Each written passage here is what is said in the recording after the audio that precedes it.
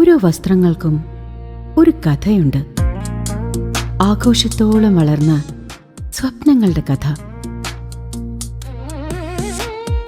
Beauty silks. വാക്കുകൾ നിശബ്ദമാകുമ്പോൾ വസ്ത്രങ്ങൾ സംസാരിക്കട്ടെ.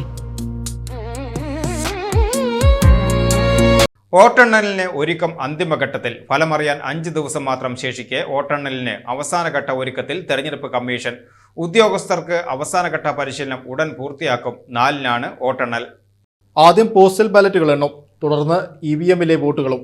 EVM-ന്റെ എണ്ണം അടിസ്ഥാനമാക്കിയാണ് കൗണ്ടിംഗ് മേശകൾ ക്രമീകരിക്കുക. ഒരു ഹാളിൽ 7 മുതൽ 14 വരെ മേശയൊരുക്കും. ഓരോ മേശയ്ക്ക് സമീപവും ബാരിക്കേഡിനടുത്ത പ്രത്യേകം തയ്യാറാക്കുന്ന സ്ഥലത്ത് വോട്ടെണ്ണൽ നിരീക്ഷിക്കാൻ കൗണ്ടിംഗ് ഏജന്റുമാരെ രാഷ്ട്രീയ പാർട്ടികൾക്ക് നിയോഗിക്കാം. പോസ്റ്റൽ വോട്ട്, സർവീസ് വോട്ട് എന്നിവ എണ്ണുന്ന മേശയ്ക്കടുത്തും സമാന സൗകര്യമുണ്ടാകും.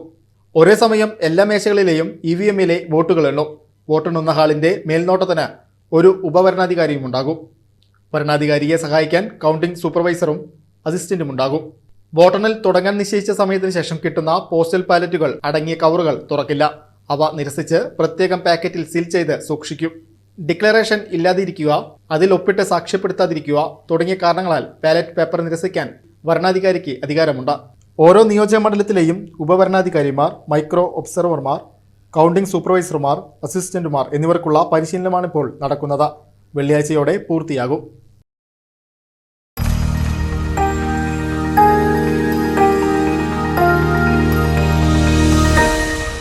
You are watching VCV News.